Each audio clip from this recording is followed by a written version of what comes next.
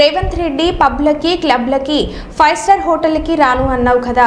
ఇవాళ ఢిల్లీలో చంద్రబాబుతో మీటింగ్ పెట్టి 7 స్టార్ లీలా ప్యాలెస్ హోటల్లో ప్రెస్ మీట్ ఎలా పెట్టావని హరీష్ రావు అన్నారు. ఈ మధ్య గౌరవనీయులు బీఆర్ఎస్ రాష్ట్ర కార్యనిర్వాహక అధ్యక్షులు కేటీఆర్ గారు ప్రెస్ క్లబ్కు వెళ్ళి చర్చకు రేవంత్ రెడ్డి గారు విసిన సవాల్ను స్వీకరించి ఆహ్వానిస్తే ముఖం చాటేసింది మనందరికీ తెలుసు. సరే, ముఖం చాటేయడమే కాకుండా మేము క్లబ్లకు పబ్బులకు 5 స్టార్ హోటళ్లకు మేము రాము కదా అన్న లెవెల్లో బిల్డప్ ఇచ్చింది రేవంత్ రెడ్డి గారు. ఈరోజు ఢిల్లీలో రేవంత్ రెడ్డి గారు ప్రెస్ మీట్ ఎక్కడ పెట్టారు? 7 స్టార్ హోటల్ లీలా ప్యాలెస్లో పెట్టారు.